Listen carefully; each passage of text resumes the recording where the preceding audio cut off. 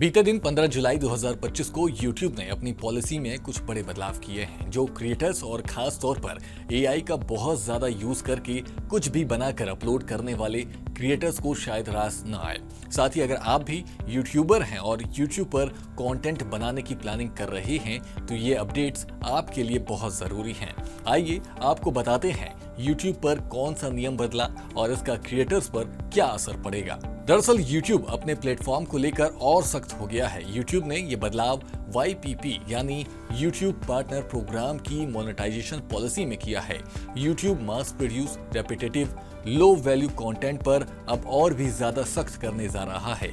इसका मतलब है कि AI generated video, stock footage के साथ ऑटोमेटेड वॉइस ओवर या टेम्पलेट बेस्ड कंटेंट जैसे लिस्टिकल्स, स्लाइड शो या रिएक्शन वीडियोस बिना ओरिजिनल कमेंट्री के मोनेटाइज नहीं होगा। YouTube का फोकस केवल हाई क्वालिटी ओरिजिनल कंटेंट पर है जो दर्शकों को एजुकेशन, एंटरटेनमेंट और यूनिक वैल्यू दे सके। अब हो सकता है कि आपका सवाल ये हो कि क्या AI जनरेटेड कंटेंट पूरी तरह बैन हो जाएगा? क्या AI जनरेटेड कंटेंट पूरी तरह बैन है? तो इसका जवाब है नहीं।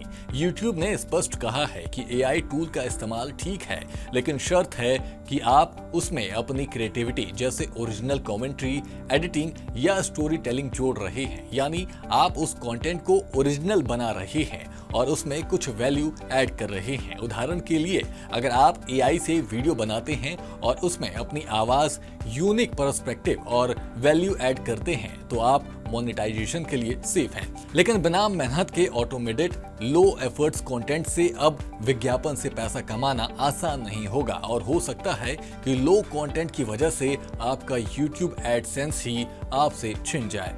क्या बदल जाएगी YPP की शर्तें? आपको बता दें कि YouTube पार्टनर प्रोग्राम की बेसिक शर्तें वही रहेंगी, यानी 1000 सब्सक्राइबर और पिछले 12 महीनों में 4000 पब्लिक वैलिड वॉच आवर्स या 90 दिनों में 10 मिलियन शॉर्ट्स व्यूज। लेकिन अब केवल ये नंबर काफी नहीं होगा। अब आपके कंटेंट और व्यूज की नई इन ऑथेंटिक कंटेंट गाइडलाइंस को भी पास करना होगा जो मास प्रोड्यूस या कॉपी पेस्ट कंटेंट को टारगेट करती है।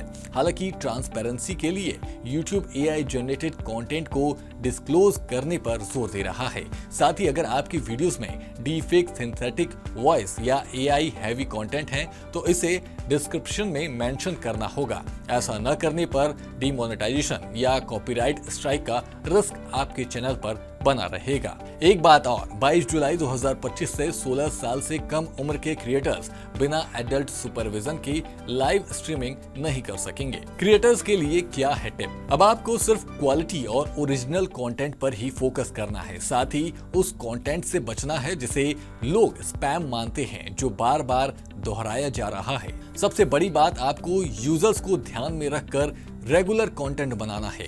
आपको बताते चलें कि YouTube का एल्गोरिथम अब उन चैनल्स को बूस्ट करेगा जो वैल्यू ड्रिवन कंटेंट बनाते हैं। हालांकि YouTube का ये अपडेट क्रिएटिविटी को बढ़ावा देने और स्पैमिंग को कम करने की ओर एक शानदार कदम है।